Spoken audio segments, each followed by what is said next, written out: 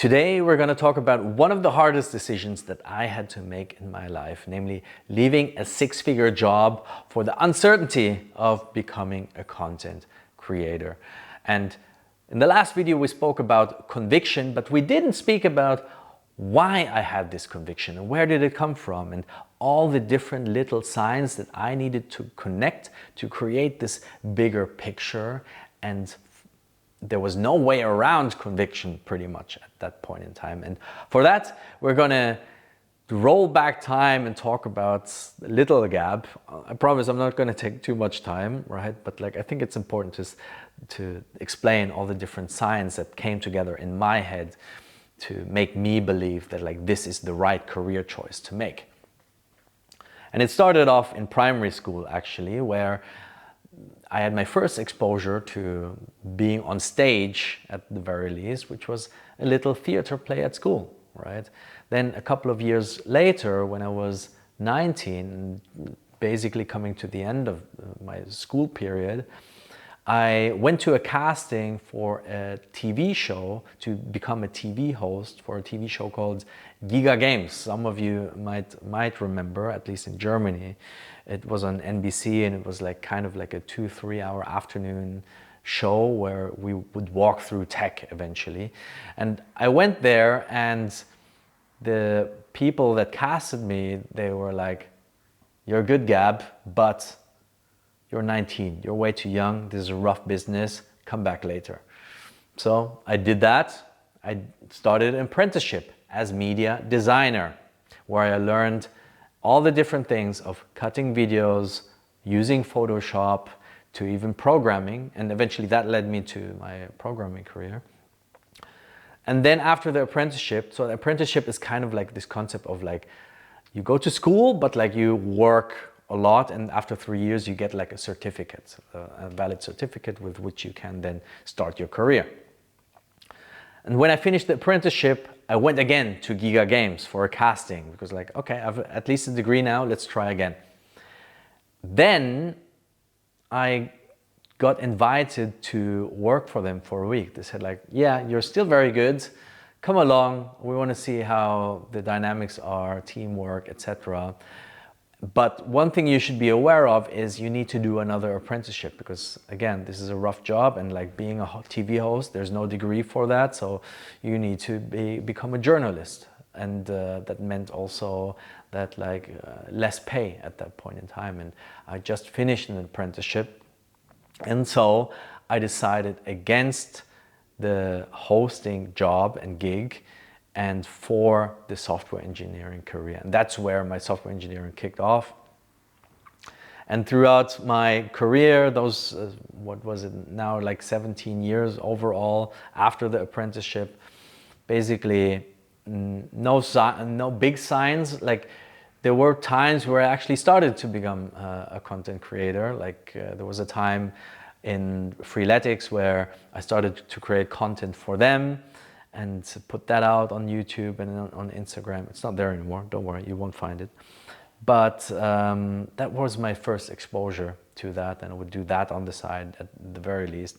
And then years after at Choco, my last company where I was, things really started to kick off again because I went from software engineer to director, and I was a lot more exposed to public speaking as a leader on stage in front of the crew when it came down to quarterly results or plannings, etc., but also in front of the bigger company because I was seen as a good public speaker. And at some point, it led me then also to think that I should utilize this skill more. And I mentioned this in the last video as well, where I started to think about creating content again, but also I went on bigger stages. So I went to an event called Lead Dev, which is one of the biggest software engineering events out there, and I spoke in front of a stage in front of 1,000 people in the Barbican.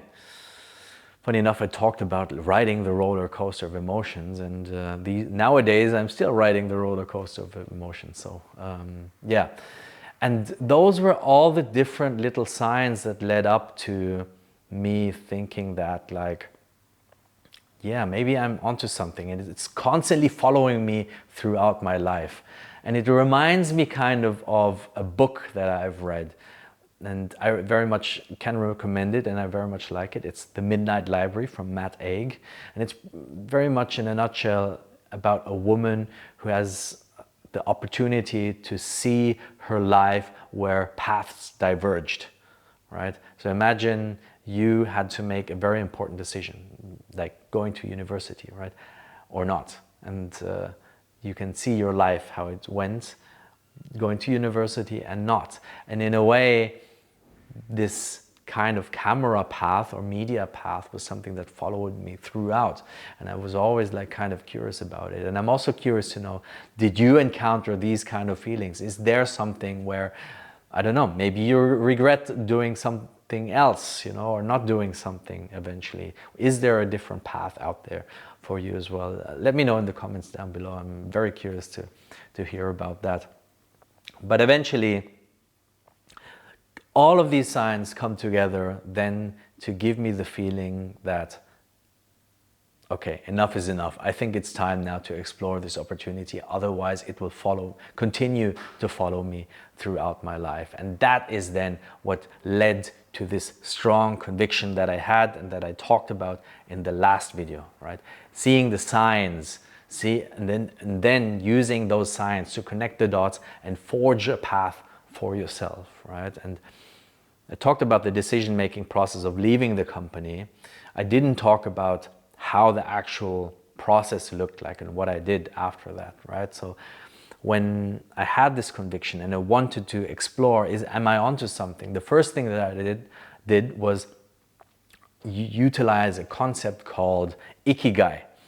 Some of you might have heard of this before. For those of you who didn't, it's basically the reason of being. It's a Japanese concept, and it consists basically of 4 circles. Oh, and they overlap each other. There's one circle for what do you love doing? There's one circle for what does the world need? There's one circle for what can you get paid for? And a last circle with what are you good at, right? And eventually the intersection between those circles is where you want to find your personal mission and dedication, right?